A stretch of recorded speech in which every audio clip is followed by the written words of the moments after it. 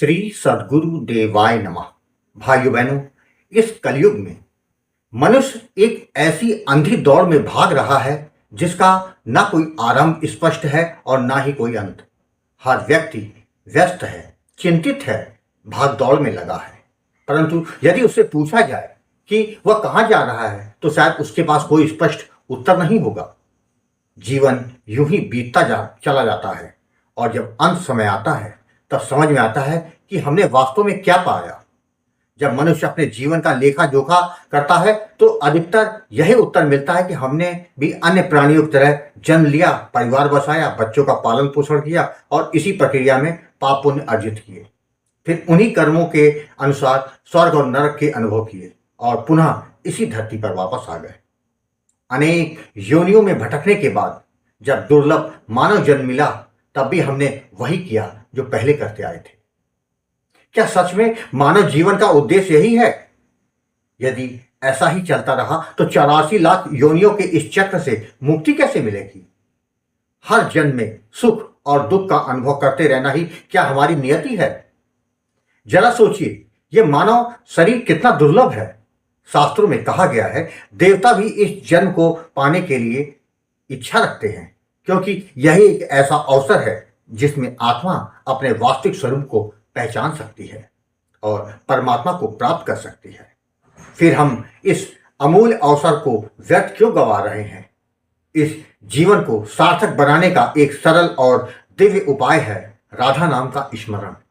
जब मनुष्य सच्चे भाव, श्रद्धा और विश्वास के साथ राधा नाम का जप करता है तो उसके भीतर की अशुद्धियां धीरे धीरे समाप्त होने लगती है। नाम जप की शक्ति इतनी महान है कि यह हमारे प्रारब्ध कर्मों को भी क्षीण कर सकती है और हमारे जीवन में भाग्योदय का द्वार खोल देती है। अब प्रश्न यह नहीं कि कब शुरू करें, प्रश्न यह है कि क्यों नहीं अभी। संतों ने कहा है जब जागो तब सवेरा। इसलिए आज इसी क्षण से नाम जप की शुरुआत करें।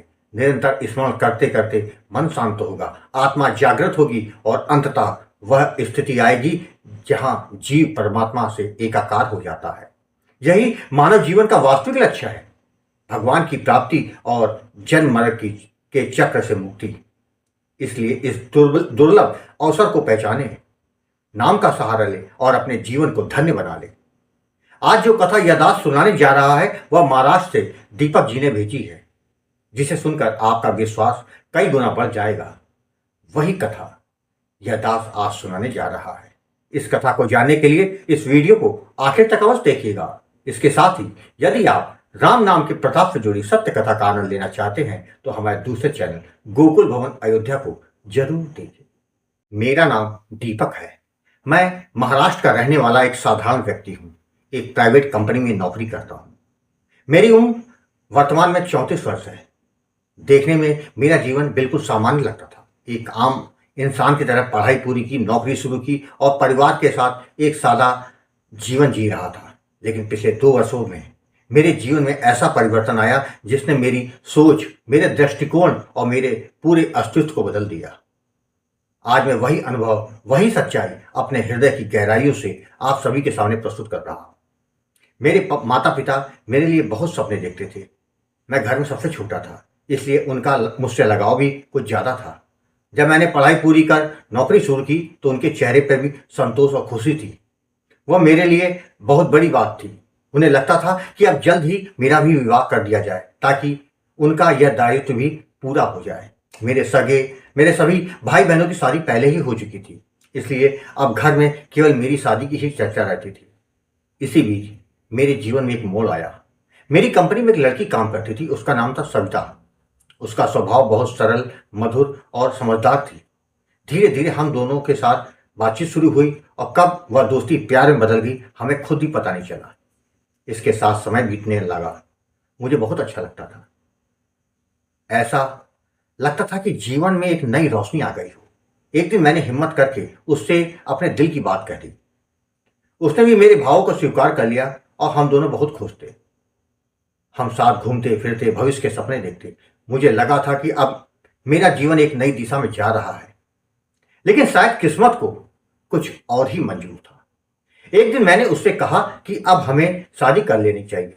मेरी बात सुनकर वह कुछ देर चुप रही। फिर उसने जो कहा उसने मेरे पैरों तले जमीन खिसका दी। उसने बताया कि उसके घर वाले इस रिश्ते के लिए तैयार नहीं होंगे, क्योंकि वे इस तरह की शादी को स्वीकार नहीं करते। और फिर उसने कहा कि 2 दिन बाद मुझे कोई लड़का देखने आ रहा है जो एक मल्टीनेशनल कंपनी में इंजीनियर है। यह सुनकर मुझे ऐसा लगा जैसे किसी ने मेरे दिल को चीर दिया हो। मैं कुछ समझ नहीं पा रहा था। कुछ ही दिनों में उसकी शादी हो गई। वो हमेशा के लिए मेरी जिंदगी से चली गई। उस दिन के बाद मैंने खुद को पूरी तरह से बदलते हुए महसूस किया। मैंने वह कंपनी छोड़ दी और दूसरी कंपनी ज्वाइन कर ली, लेकिन मेरा मन अब कहीं लगता नहीं था। मेरा प्रेम से विश्वास उठ गया था। मैं उसे भूल नहीं पा रहा था। दिन रात बस यही याद आती रहती थी। धीरे धीरे मैं अंदर से टूटता चला गया। मैंने अपने माता पिता से कह दिया अब जहां उनकी इच्छा हो वो मेरी शादी कर ले। लेकिन किस्मत जैसे मुझसे रूठ गई थी। कई रिश्ते आए, लेकिन किसी न किसी कारण से बात ही नहीं बन पा रही थी। इससे मेरा मन और अधिक अशांत रहने लगा। एक रात मुझे नींद नहीं आ रही थी। मैं यूट्यूब चला रहा था। तभी अचानक मुझे राधा नाम की महिमा का एक वीडियो देखने को मिला। न जाने क्यों उस वीडियो ने मेरे दिल को छू लिया। उसके बाद मैंने उस चैनल के कई वीडियो देखे।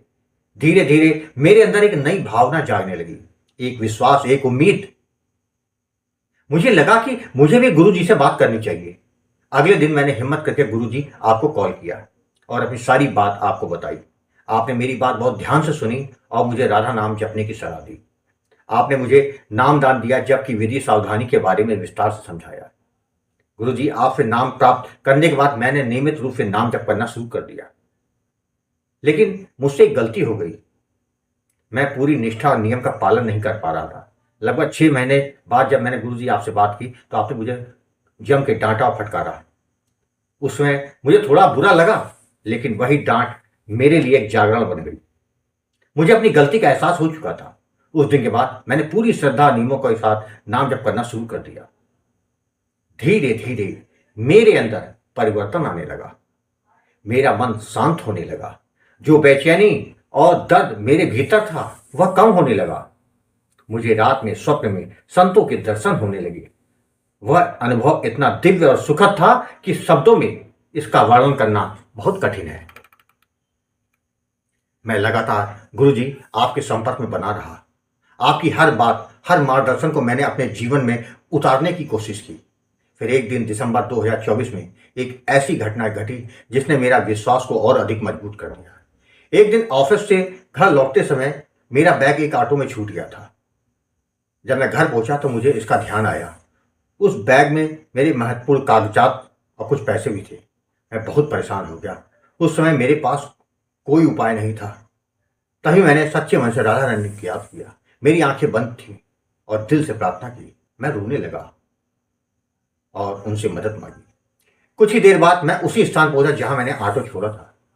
गुरुजी, यह किसी चमत्कार से कम नहीं था। केवल 10 मिनट बाद ही वो ऑटो वाला चला आया।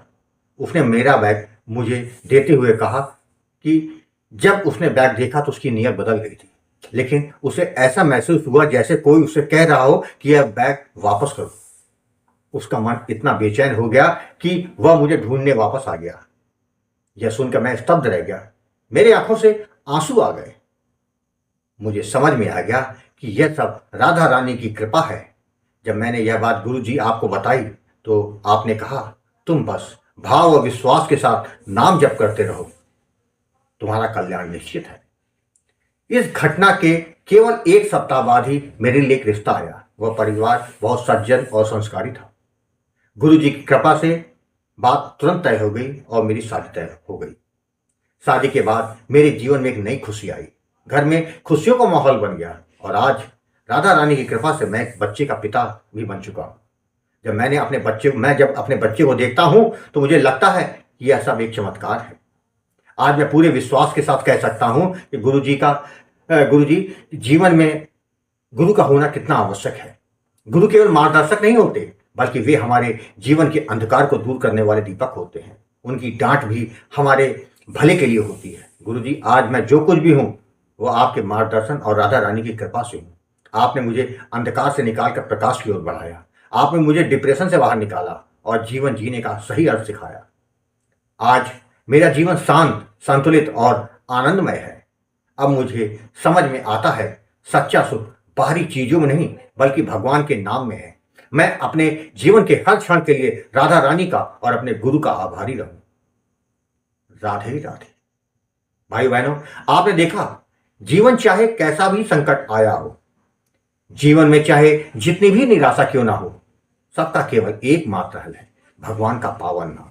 जिसने भी नाम का सहारा लिया तो नाम महाराज उसका भाग्योदय करके उसके जीवन में उजाला कर देते हैं। तभी तो नाम की महिमा कलयुग में सबसे ज्यादा है। आपको यदि यह कथा पसंद आई हो तो कमेंट में राधे राधे लिखना मत भूलिएगा।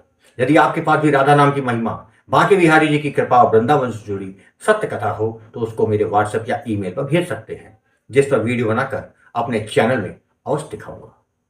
राधे राधे।